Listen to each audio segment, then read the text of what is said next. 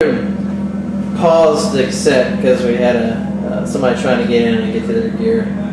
You were saying, sir, we were talking about the city workers not being paid. Yeah, and basically all we're dealing with is just the ins and outs of government. I mean, as every American well knows, like, bureaucracy sometimes isn't the best machine. So just trying to grease the gears and make things go. And sometimes that was a challenge, but we seem to have worked through a significant amount of problems. Certainly it's not perfect, but we're getting there.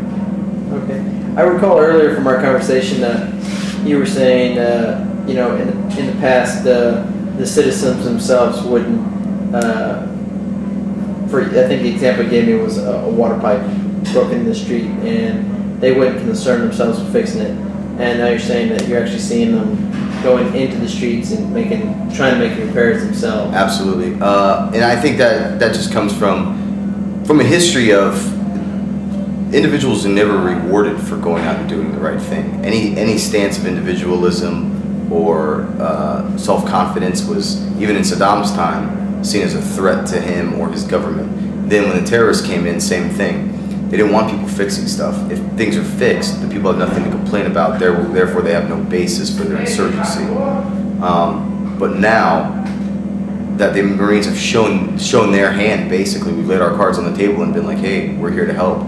This is what we're doing. The people are seeing that, becoming a little bit more self-actualized, self-confident, more nationalistic, interested in their community, wanting to participate in what's going on. And as you said, people are coming out on the street to fix broken water pipes. People are coming to the Marines not to ask for money, but to see in other ways how we can help facilitate.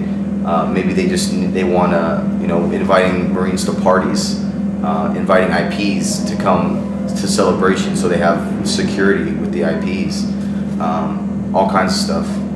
And actually, is that improved the relationship with the?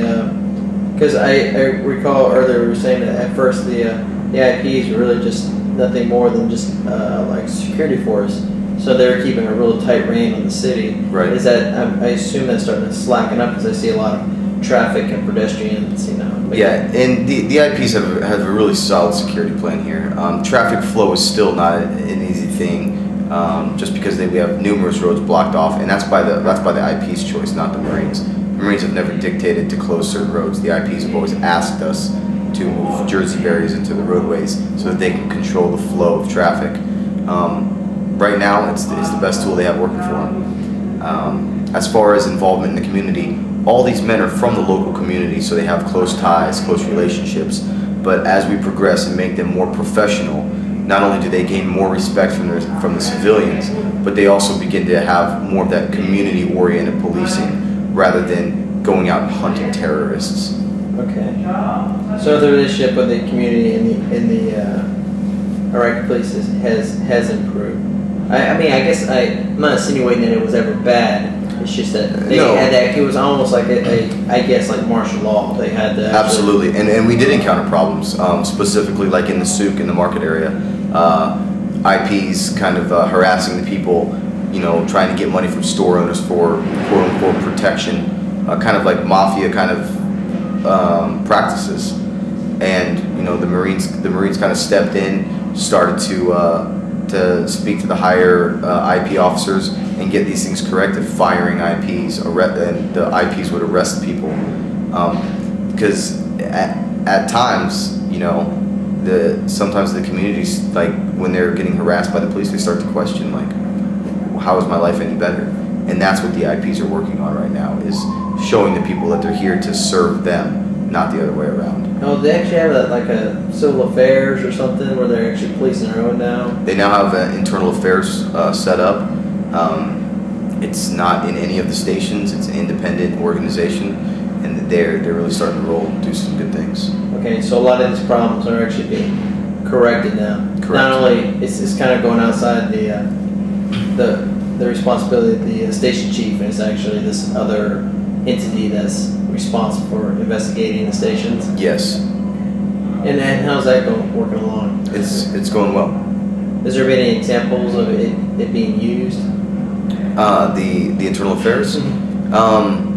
I know that several people have gone under investigation. I've seen IPs personally arrested for any number of offenses, whether it's to harassing civilians, to suspicion of participation in the past with terrorist organization.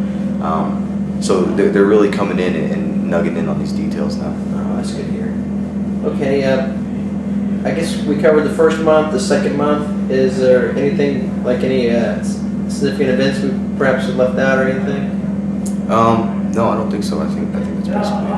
Okay, during the third month, it was, do you recall like any, like I said, you know, like you were saying, or we discussed earlier, there wasn't really significant events per se, but there was kind of like a learning curve occurring at this time. I mean, what was actually taking place? Yeah, I'd say at this point, like some things really started to get off the ground. I think around this time frame, and as I said, my chronology is a little screwed up. This is when like the 17th Street reconstruction program really started to get off the ground, and who that was done by is a company called IRD, and is that it's an Iraqi company? Correct. And they're working through civilian organizations, USAID, I believe. Okay. What this basically did was it started to allow the Marines to become more specific with their contracts and also kind of back off the contracts a little bit, because like these huge projects were going on: reconstruction of 17th Street, construction of the business center on Michigan, projects like that, construction of a soccer field.